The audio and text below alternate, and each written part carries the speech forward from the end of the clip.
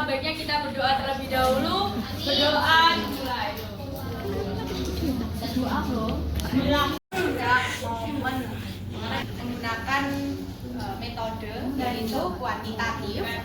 Tentunya dengan menggunakan aplikasi, tapi ini non aplikasi ya teman-teman, kita penjelasannya. Jadi tujuannya untuk mengukur kekuatan dan arah hubungan linier antara dua variabel. Variabel itu apa? X dan Y. Berskala interval atau rasio dengan menghasilkan nilai koefisien. Koefisien itu apa? Angka. Relasi yang menunjukkan apakah hubungan tersebut kuat atau lemah. Jadi ini nanti kita bisa menggunakan korelasi ini nanti itu untuk menguji seberapa kuat korelasi X ataupun Y. Jadi membuat perbandingannya dengan menggunakan teori ini, serta apakah searah positif atau berlawanan arah negatif. Pembahasan kita ya kali ini ada pengertian teknik korelasi product moment, yang kedua penggunaan teknik korelasi product moment, yang ketiga lambang teknik korelasi product moment, yang keempat cara mencari angka indeks korelasi product moment, dan yang terakhir cara memberikan interpretasinya. Nah ini, korelasi itu apa? Korelasi kan hubungan, ya pinter ya Allah sih, hubungan antara dua variabel. Yaitu tadi yang saya sudah jelaskan, variabel X dan juga variabel Y. Korelasi terdiri dari dua jenis, yaitu korelasi bivariat, yaitu dengan dalam kurung dua variabel X atau Y, dan korelasi multivariat. Jadi itu lebih kompleks. Jadi tidak hanya X, Y toh. Jadi lebih dari dua variabel X1, X2, X3, X5 dan lain sebagainya. Nah, arah korelasi itu ada dua macam, yaitu arah positif dan arah negatif. Positif itu searah, X naik dan Y naik. Contoh nih, harga BBM-nya naik. Nah, ongkos aku gini wes, seumpama harga BBM di Pertamina naik. Nah, ongkos angkutan ini semakin ikut naik apa makin murah? Naik. Ya, berarti itu jadi mereka itu searah. Jadi variabel X-nya di variabel X-nya itu harga BBM. Nah, variabel Y-nya itu naik. Jadi kalau mereka itu sama-sama naik, itu berarti searah. Jadi positif. Nah, yang negatif itu berlawanan. Yang X-nya naik, Y-nya turun. Contoh, semakin lama, semakin kita banyak berlatih. Gak usah disimpan, kenapa disimpan? Tutup. Nah, semakin kita sering berlatih seperti mengerjakan soal atau kita berlatih menyanyi, menari dan sebagainya, maka semakin sedikit kesalahan yang kita lakukan. Jadi semakin kita banyak berlatih, semakin meminimalisir kesalahan tersebut. Jadi itu merupakan salah satu korelasi berlawanan. Yang X itu naik dan Y-nya turun. Itu merupakan aspek korelasi apa? Negatif. Mungkin paham dari sini? Nah ini izin menambahkan ya teman-teman. Jadi misalnya yang searah ini nggak hanya dalam hal positif aja. Ya, kalau hal yang buruk itu juga ada. Misalnya seseorang punya sifatnya agresif. Nah, nanti itu kan juga berpengaruh ke perilakunya. Orang yang agresif itu bakal kok gusuk-gusuk gini. Nah, itu kan sama-sama hal buruk, panahnya turun semua. Kalau yang positif kayak gini kan naik semua. Itu yang searah. Kalau yang berlawanan tadi, pokoknya X naik, Y turun atau sebaliknya. Ya begitu. Jadi nggak harus yang searah itu nggak harus perbuatan yang baik saja. Iya. Jadi yang jelek-jelek juga bisa searah tapi turun. Ya, penting searah ya. Betul. Paham ya? Korelasi bivariat itu sendiri memiliki 10 teknik. Di antaranya yang pertama product moment yang akan kita bahas, yaitu rank correlation, peak coefficient, contingency, point serial, dan 5 teknik lainnya. Mengapa product moment? Mengapa kita mempelajari product moment? Karena teknik korelasi yang paling sering digunakan. Jadi dia digunakan dalam penelitian dengan menggunakan metode kuantitatif. Itu biasanya seringkali digunakan dalam product moment. Lanjut. Tutup tuh sayang.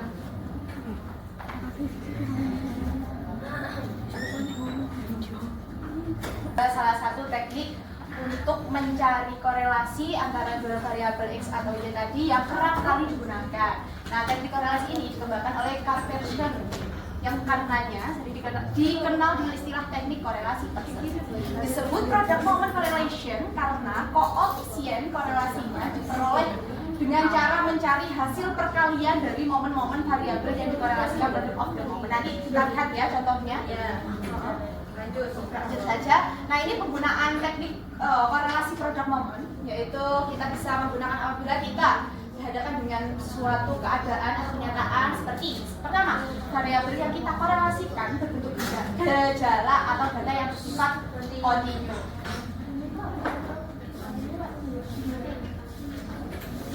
Oh ya, kontinu itu berkelanjutan. Tolong. Yang kedua, sampel yang diteliti mempunyai sifat homogen atau setidaknya mendekati homogen. Homogen itu sama, regresinya merupakan regresi linier. Oh, berarti regresi itu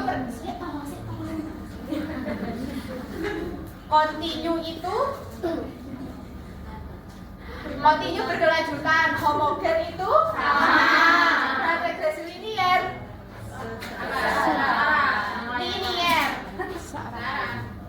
Lanjut.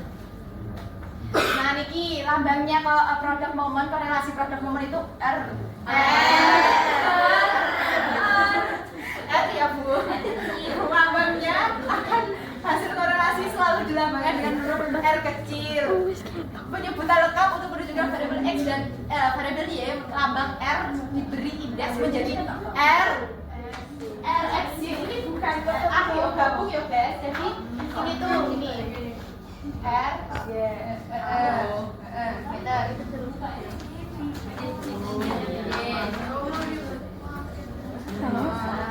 artinya RXY adalah angka yang menunjukkan tingkat keeratan hubungan antara variabel X dengan variabel Y, punya sebuah ikatan gitu.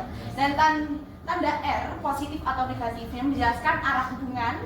Kalau positif plus hubungan searah jika X naik, Y ikut naik yang tadi. Dan negatif hubungan berlawanan antara yang jika Y naik, X naik berarti Y turun.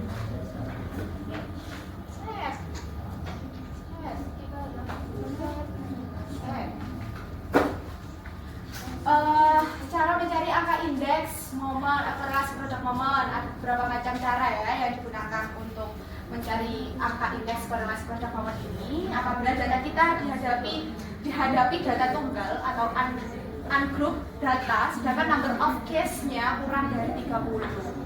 Angka indeks korelasi product moment RXY dapat dihitung dengan 6 cara. Yang pertama, dengan cara menghitung deviasi. Deviasi itu penyimpangan, standarnya lebih itu SDX. Nanti kita lihat caranya saja. Nanti lihat contohnya ya. Ini masih itu teori. Nah, yang kedua dengan cara yang lebih tingkat, yaitu tanpa menghitung penyimpangan atau deviasi standarnya. Yang ketiga dengan cara memperhitungkan skor-skor aslinya atau ukuran-ukuran kasarnya. Yang keempat dengan cara memperhitungkan meannya. Mean itu rata-rata ya, yaitu mencari rata-rata dari variabel-variabel yang dicari korelasinya. Yang kelima dengan cara memperhitungkan selisih deviasi dari variabel-variabel yang korelasikan terhadap meannya. Nanti dicari, kemudian dicari selisihnya antara persimpangan dan juga korelasinya. Yang keenam,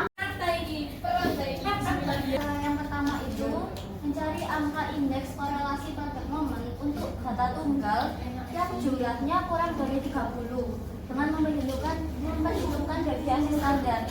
Jadi kan sering disebut ya deviasi. Deviasi itu apa? Deviasi adalah selisih angka nilai itu dari nilai rata-rata semua data. Jadi nanti jumlah data yang ada itu dirata-rata terlebih dahulu, kemudian rata-ratanya itu akan dikurangi satu persatu dengan data A, B, C, D, E gitu. Nah, nanti apa?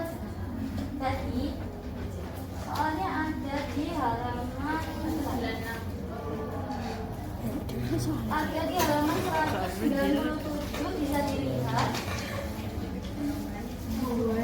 yang bagian yang nomor 3 di bagian ini contoh perhitungan bisa ke slide selanjutnya. Nah, Misalkan dalam suatu penelitian yang dimaksudkan untuk mengetahui apakah secara signifikan terdapat korelasi positif antara nilai hasil belajar para mahasiswa di fakultas dan nilai hasil belajar mereka pada waktu berada di sekolah lanjutan tingkat atas. Itu sebagai variabel Y. Nah, dalam penelitian itu ada sampel 20 orang.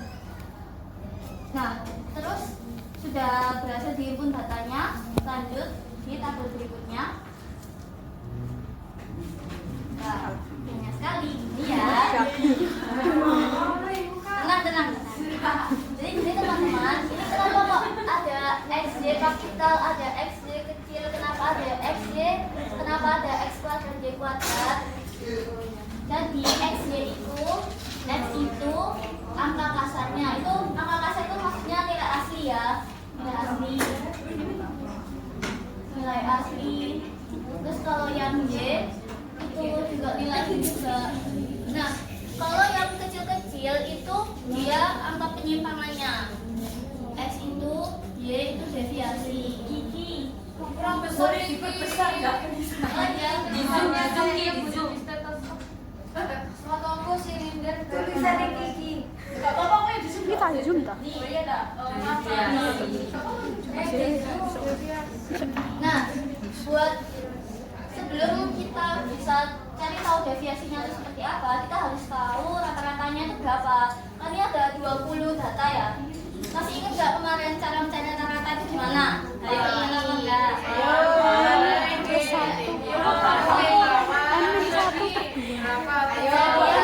Kan jumlah semua data dibagi banyaknya data. Di sini kan sudah tertera ya sigma X, jumlah semua datanya itu 130. Ya. Jadi misal mencari rata-ratanya X. Rata-rata X berarti itu sigma X dibagi N. N ini sigma X kan berapa? 130. 130 dibagi N-nya 20. Berarti rata-ratanya adalah 6,5. Nah, sudah teman-teman, nanti deviasinya itu rata-rata 6,5 dikurangi 6,5. Makanya X yang pertama ini kan 0. Tahu nggak? Nah, ini rata-rata X-nya, rata-rata nilai X itu kan 6,5 ya? 6,5. Nah, terus deviasi itu, ini, si rata-rata ini 6,5 itu dikurangi nilai aslinya. Nilai A. XA. 6,5 dikurangi 6,5 berapa? 0. Terus ini 6,5 dikurangi 5,8 berapa?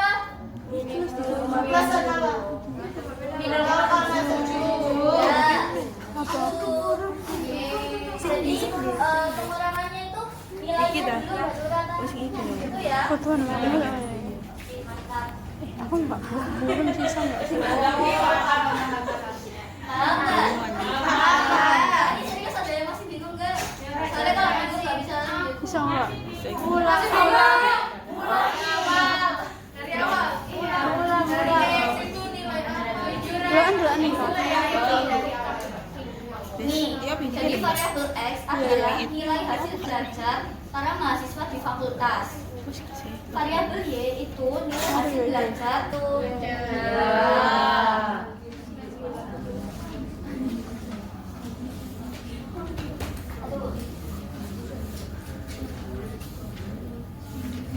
Siapa masih bingung? Iya, jadi rata-ratanya dikurangi nilai itu sendiri. Rata-rata. Yes. Kurangi nilai asli. Mahasiswa mahasiswa. Iya.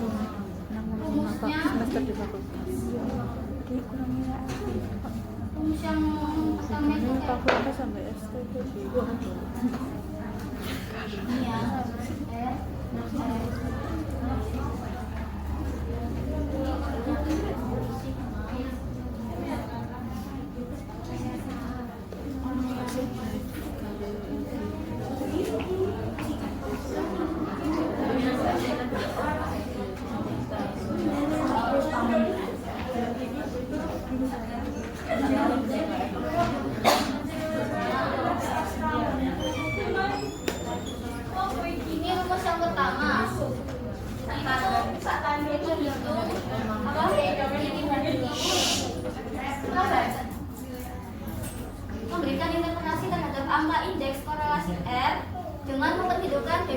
standar.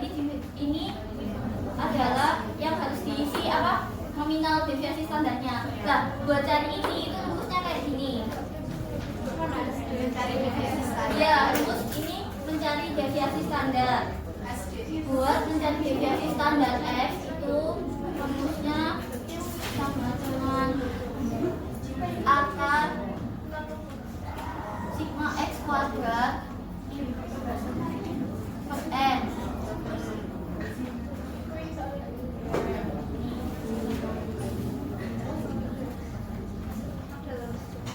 Di sini sudah dilihat sigma X kuadrat di sini berapa teman-teman? 5,86.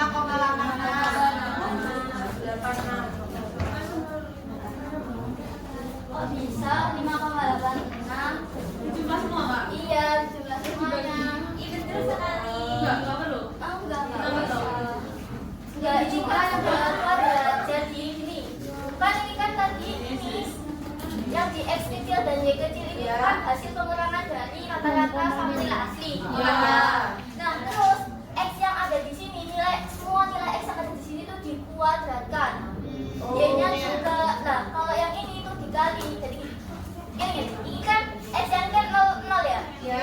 0 kali 0 berapa ini? Itu minus 0,7 kali 0. kuadrat kan? Oh salah, ini kali Y nih. Minus 0,7 dikali minus 1,1. 0,77 Nah, terus itu plus 0,7 kali 0,01. nah itu Min 0,07. Ya. Paham? Oh, dikali. dikali nilai X Y itu berarti X dikali Y, deviasi X dikali deviasi Y. X kuadrat deviasi X dikali deviasi X. Tuh, seterusnya. Jadi sigma X kuadrat adalah nilai deviasi semua nilai deviasi X itu dikuadratkan. Iya. Jadi 5,86. Kan 20. Ya, datanya kan 20. Iya. Kalkulator dong.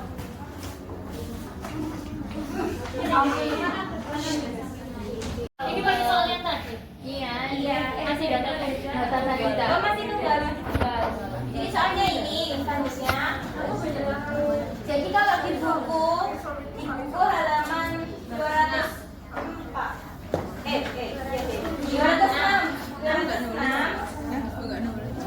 rumusnya bisa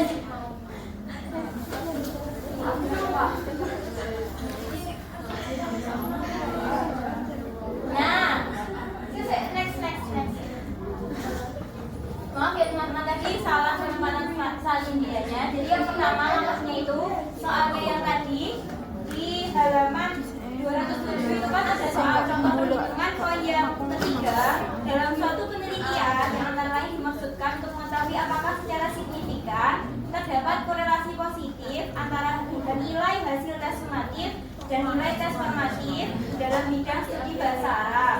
Telah ditetapkan jumlah 20 orang siswa madrasah sebagai sampel. Berhasil diinput data sebagai berikut ini. Tabel 5.3-nya itu halaman 207.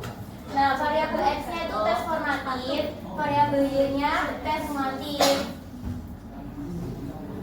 Cara yang pertama, ini bismillah gampang. Cara yang pertama itu menyiapkan tabel perhitungan itu dari 6 kolom. Jadi setelah tahu soalnya tadi kan udah ada tabelnya ini. Nah, terus nanti kita hitung lagi pakai tabel yang ini, ada 6 kolom ini. Nah, itu tuh buat mencari apa sih? Nah, subjek itu banyaknya N. Jadi dari A sampai T itu ada 20 kan? Sama dengan N. Nah, terus yang X ini kan masih sama ini, X Y-nya ini. Nah, kalau X Y tadi sama nggak punya Kiki, jadi X Y dikali. Sampai yang gitu, 5 kali 6 30. 6 kali 8 berapa? Itu. Terus selanjutnya X kuadrat itu X dikali X. Jadi ini 5 ya. 5 kali 5. 5 kali 5. Terus 6 kali 6. Nah, seperti itu. Terus yang Y kuadrat juga begitu. 6 kali 6, 8 kali 8. Itu ya teman-teman. Nah, nanti hasilnya langsung ini sigma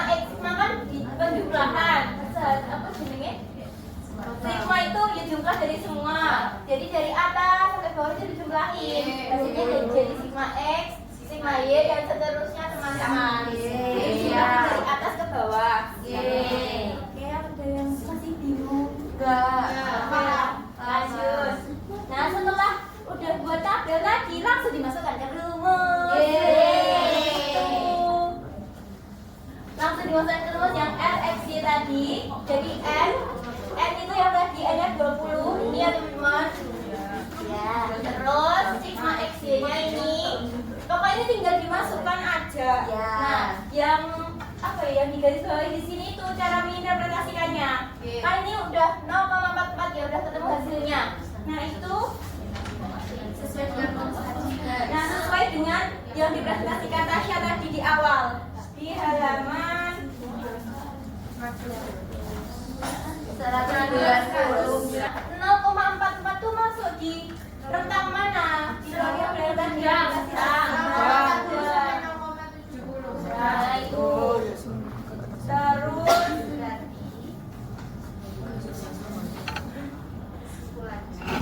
kesimpulannya di halaman 210. Nah, itu akan memberikan interpretasi terhadap RXY. Itu yang tadi, yang pertama sesuai tabelnya Tasya tadi. Terus yang kedua, terus dimasukkan ke tabelnya Tasya tadi. Dia masuk rentang mana? Berarti sudah kesimpulannya dari itu enggak soal tadi dikaitkan dengan Jadi kesimpulannya adalah tinggi rendahnya nilai tes formatif pada hubungannya atau dipengaruhi tinggi rendahnya nilai hasil tes formatif. Sekalipun korelasi positif itu hanya cakupan saja. Jadi itu ya teman-teman.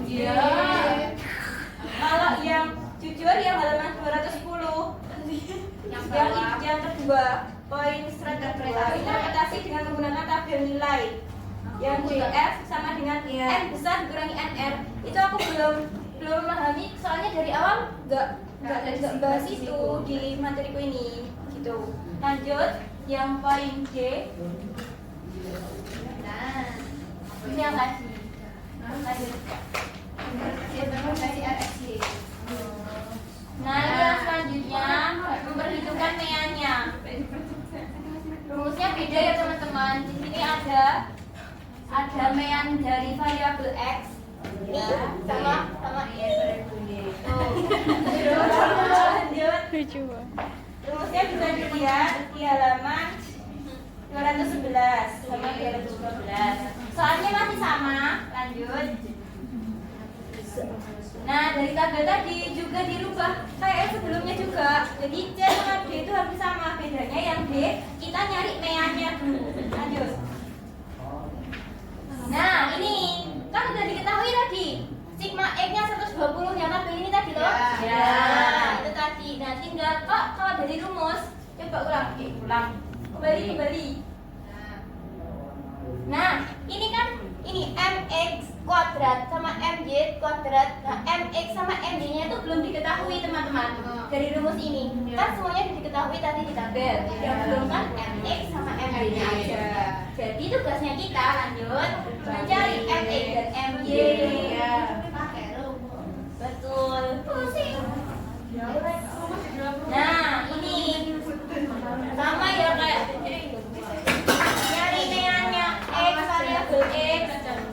Jadi sigma X dibagi dengan besarnya N. Jadi sigma X ini per N. Yang Y juga gitu, sigma Y per N. Nah, kalau udah ketemu, lanjut langsung dimasukkan rumus. Nah, hasilnya tuh persis sama teman-teman. Cara interpretasikannya juga sama. Lihat tabelnya di depan tadi. Tadi cuma beda iya, kan emang dari 8 cara ini 6. Oh, dari 6 cara ini 4 sama hasilnya. Jadi 4 itu nanti hasilnya sama. nanti yang 2 nanti beda. Ya, beda. Soalnya ini kan tunggal. Nanti terakhir kolom. Baik. Jadi baru dapat berapa Tasya? 4. Baik. Terima kasih. 30 dengan mendasarkan diri pada selisih deviasinya. Jadi yang membedakan adalah selisih deviasinya. Nah, yang membedakan adalah itu sigma D kuadrat. D adalah selisih antara variabel X dan variabel Y. Jadi rumusnya adalah X min Y. Dan selanjutnya Yang mana Mas? nah, untuk mencari deviasi skor variabel X terhadap meannya itu kita mencari mean dari skor variabel X dulu. Caranya seperti meannya biasa. Mean X itu hasilnya 6, mean Y itu hasilnya 7. Nah, untuk mencari deviasi skor variabel X terhadap mean adalah X ini min mean X. Jadi contoh 5 dikurangi mean X berapa? 5 kurangi 6 1 dan seterusnya. Nah, terus Y dikurangi mean Y. Contoh ini Y 6 dikurangi mean Y 7 berapa? Minus 1 dan seterusnya menghasilkan hasil deviasi skor. Dan itu selalu jika dijumlahkan ini semua selalu pasti 0. Selanjutnya jadi ini min 1 plus 0 dia yang ini selalu 0. Selanjutnya nah, ini kita pakai punyanya Priska sama. Jadi kan sudah diketahui semuanya. Maka n atau number of case ini jumlahnya 20. Sigma x atau x itu 120 jika dijumlahkan semuanya. Sigma y atau jumlah y itu semuanya 140. Dan jumlah deviasi skor x itu 0, deviasi skor y itu 0, dan selisih ini semua jika dijumlahkan hasilnya 0. Dan jika dikuadratkan deviasinya itu 18. Ini dijumlahkan semua 18. Y dikuadratkan dijumlahkan semua hasilnya 18 lalu dimasukkan ke rumus. Hasilnya sama 0,44. Selanjutnya cara yang ke-6. Ini bedanya dengan mendasarkan diri pada selisih ukuran kasarnya. Jadi rumusnya ini. Nah, lanjut ke soal seperti punyanya Priska tapi ditambah 2 kolom. Ini kan selisih. Selisih ini selisih dikuadratkan. Dan menghasilkan number of 20, jumlah y-nya 120, jumlah y-nya 140, kemudian dikuadratkan 738, jumlah y kuadrat dijumlahkan hasilnya 998, dan selisih ini dikuadratkan hasilnya 40. Lalu kita masukkan ke rumus hasilnya sama 0,44. Matematika. Nah, ini gampangnya Iya, kita guys, menggunakan musik. SPS. Cara menggunakan SPS itu masukkan semua data. Di sini copy paste, sebelumnya itu bisa disalin di Excel, terus di copy paste di sini. Kemudian pilih variabel Q. Selanjutnya, nah, masukkan semuanya dan ini